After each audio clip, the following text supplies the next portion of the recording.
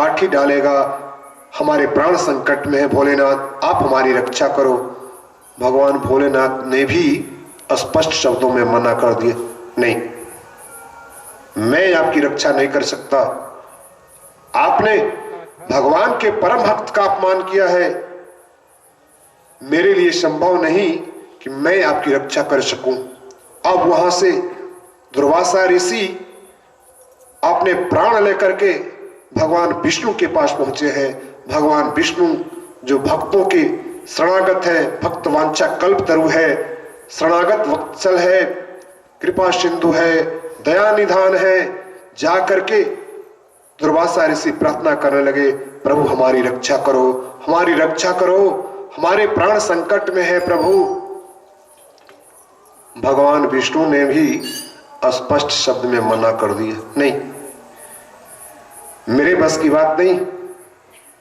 प्रेमी सज्जनों, भगवान विष्णु दुर्वासा ऋषि को संबोधित करते हुए कहते हैं, दुर्वासा, मैं अपना अपमान बर्दाश्त कर सकता हूं, लेकिन अपने भक्तों का अपमान और जो भी मेरे भक्तों का अपमान करता है, अनिष्ट करता है, मैं उसे कभी माफ नहीं करता। इसलिए भूल करके भी साधुओं का, संतों का, ब्राह्मणों का कभी अपमान मत करना। जो भगवान का परम भक्त हो उसका अपमान मत करना, और जो अपमान करता है, जो उन्हें अनिष्ट पहुंचाने की कोशिश करता है, दुर्वासा, मैं साक्षात उसका सर्वनाश कर देता हूं। ऐसा विष्णु भगवान दुर्वासा ऋषि से कह रहे हैं। अब दुर्वासा ऋषि ने देखा कि अब यहां भी हमारी रक्षा नहीं हो पा रही है, उनके चरणों में गिर करके रोने लगे दुर्वासा ऋषि, प्रभु अब कहां जाऊं, अब आप त्रिलोकीनाथ हो, आप आदि पुरुष हो, आप भगवान हो, आप सर्वशक्तिमान हो, जब आप हमारी रक्षा नहीं कर सकते हो तो फिर मैं कहां जाऊं। भगवान ने कहा, जिसका तुमने अपमान किया है, जिसका तुमने अपमान किया है, तुम उसकी शरण में जाओ। प्रेमी सज्जनों, वो जो चक्र सुदर्शन था ना, जहां जहां जा रहे हैं उनकी गर्दन के बगल में ही है, वहां से दौड़े दौड़े आए हैं राजा अम्बरीश के पास। राजा अम्बरीश के चरण पकड़ लिए दुर्वासा ऋषि। राजा अम्बरीश के चरण पकड़ लिए, महाराज, हमने आपका बहुत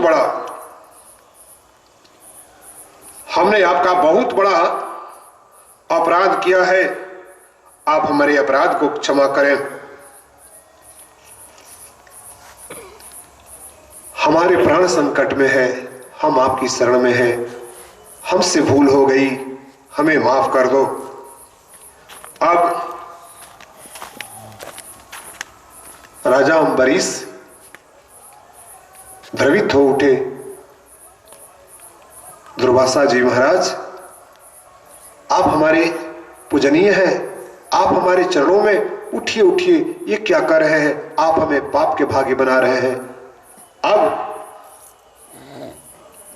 राजा अम्बरीश जो भगवान के परम भक्त थे, सुदर्शन चक्र भगवान की स्तुति करने लगे, हे भगवान, यदि आप हम पे प्रसन्न हैं, यदि हमने मन, कर्म और वचन से आपकी सेवा की है, तो हे भगवान, आप शांत हो जाइए और दुर्वासा जी को माफ कर दीजिए।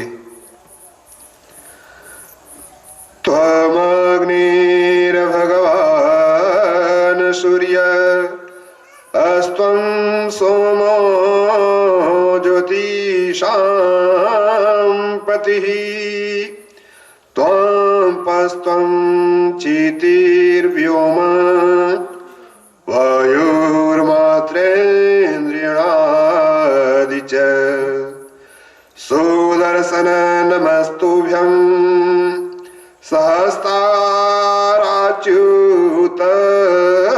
प्रिय सर्वाज्ञाता वागीतेन विप्राय स्वस्ति भूयात् इडस्पते।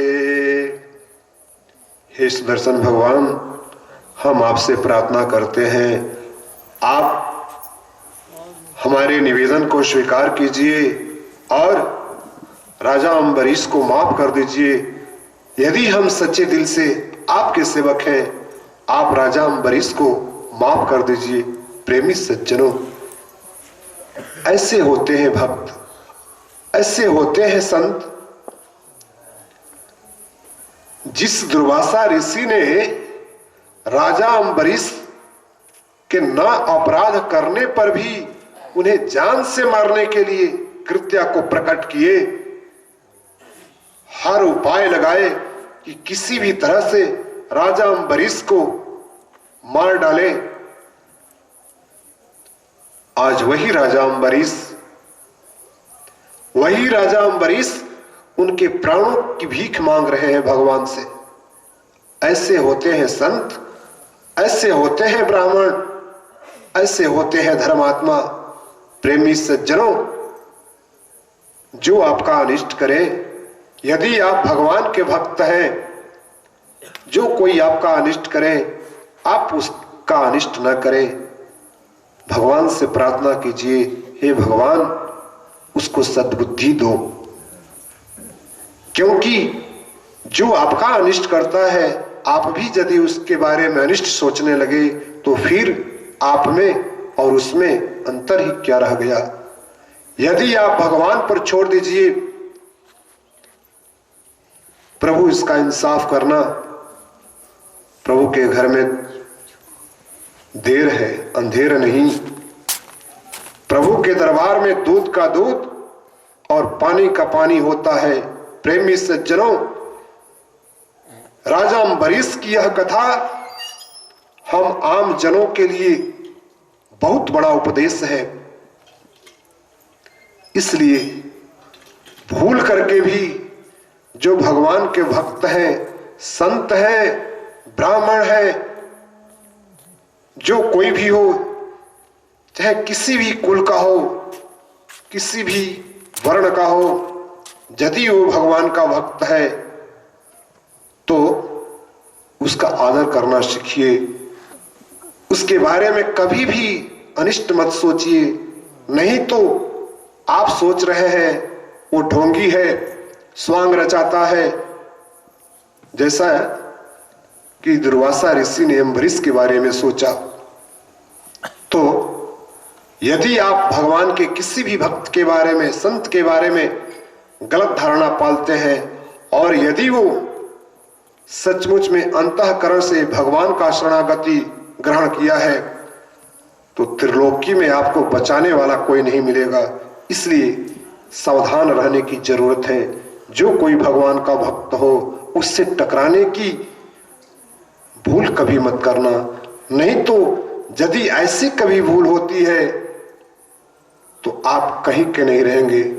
यह राजा अम्बरीश का प्रसंग हम सबों के लिए बहुत बड़ा सबक है। इसलिए प्रेमी सज्जनों, इस व्यासपीठ के माध्यम से हम आप तमाम भक्त गणों से निवेदन करेंगे कि जो भी भगवान के भक्त हों, उसके बारे में कभी भी भूल करके भी स्वप्न में भी गलत धारणा मत पालिए। नहीं तो यदि आप भगवान के भक्त को उल्टा सीधा परेशान करने की बात सोचेंगे तो भगवान अपना तो अपमान सह लेते हैं, लेकिन कभी भी अपने भक्तों का अपमान सहन नहीं करते। यदि किसी को ऐसा लगता हो कि ये गलत है तो करके देख ले, दूध का दूध पानी का पानी हो ही जाएगा। ऐसा हम नहीं, ऐसा शास्त्र आज्ञा कर रहा है, ऐसा भागवत जी में लिखा है। और ऐसा भी लिखा है कि जो राजा अम्बरीश का चरित्र सुनता है, जो राजा अम्बरीश का चरित्र श्रवण करता है, वो भगवान के परम धाम को प्राप्त होता है। तो प्रेमी सज्जनों, कथा श्रवण करना बहुत बड़ी बात नहीं, कथा को आत्मसात करना बड़ी बात है। हम जो भी कथा श्रवण करें, प्रयास करें, बहुत ज्यादा नहीं उसमें से थोड़ा थोड़ा भी यदि हम अपने व्यवहार में उतार लिए तो हमारे लिए बहुत बड़ी उपलब्धि होगी। प्रेमी सज्जनों, इस दिव्य कथा का आयोजन इसलिए हुआ है कि हम स्वयं जो सोए हुए हैं, हम स्वयं जगें। इसी उद्देश्य से इस कथा का आयोजन हुआ है। और हमारे जगने के क्रम में यदि हमारे साथ साथ कुछ और हमारे परिवार के लोग जग जाते हैं, समाज के लोग जग जाते हैं, तो इस कथा की बहुत बड़ी उपलब्धि होगी। प्रेमी सज्जनों, इस कथा का मूल उद्देश्य यही है, अपने आप को जगाना। तो हम कह रहे थे कि भागवत जी में ऐसा लिखा है कि श्रेष्ठ श्रोता वही है जो कथा श्रवण करके उसको आचरण में उतारे, भगवान के भक्तों का सम्मान करे, आदर करे, कभी भी उन्हें परेशान करने की कोशिश न करे। नहीं तो जो भगवान के भक्तों का अनादर करता है, परेशान करने की कोशिश करता है, भगवान ऐसे उनको परेशान कर देते हैं कि त्रिलोकी में उन्हें बचाने वाला कोई नहीं होता है। ऐसा भागवत जी में लिखा है। प्रेमी सज्जनों, घड़ी की सुई इशारा कर रही है। कथा को यहीं पर विश्राम